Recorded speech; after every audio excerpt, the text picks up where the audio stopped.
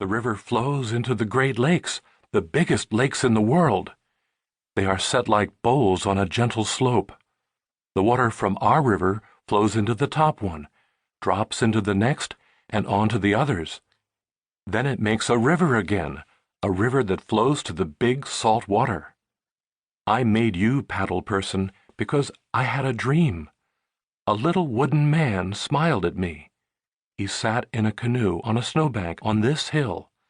Now the dream has begun to come true. The sun spirit will look down at the snow. The snow will melt, and the water will run downhill to the river, on down to the Great Lakes, down again, and on at last to the sea. You will go with the water, and you will have adventures that I would like to have. But I cannot go with you, because I have to help my father with the traps. The time has come for you to sit on this snowbank and wait for the sun spirit to set you free. Then you will be a real paddle person, a real paddle to the sea. Chapter 3. Paddle starts on his journey. At night, wood mice crept over the little canoe.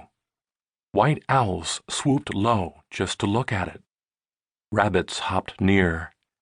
2 wolves came to sniff at Paddle, then a wolverine and a weasel. Each morning, when the boy went to make certain that Paddle was safe, he found the tracks in the snow.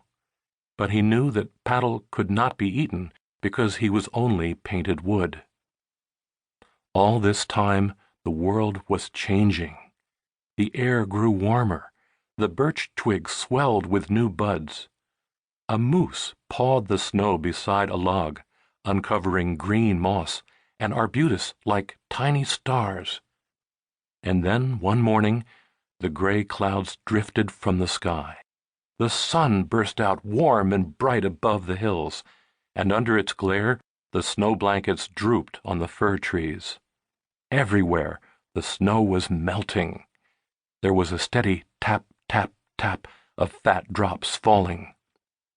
The snowbank began to settle under Paddle. Next morning, it had split wide open. Across a narrow, deep canyon in the snow, the canoe made a little bridge. But hour by hour, it tipped farther forward. The boy came running over the slippery ground. He was just in time to see the canoe slide down into rushing water. It sank and came to the surface upside down. Then it righted itself, and the watching boy saw it plunge forward, leaping on the crest of a brook that dashed downhill. "Ho!" he called. "You have started on your journey. Goodbye, Paddle to the sea." Chapter 4. Brook and Beaver Pond. The canoe rushed down a snowy canyon with steep sides.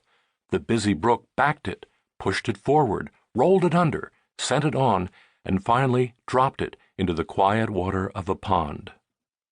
Beavers had made this pond by building a dam of logs and sticks, plastered with mud. To do this, they had gnawed down trees. The stumps of the trees showed here and there along the banks. In the middle of the pond, the beavers had built their home, an island of sticks with an underwater entrance, safe from enemies.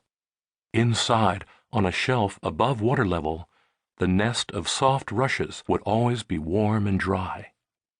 An old beaver crept out of the water, sleek and dripping, to sit on the roof and scratch himself in the sun.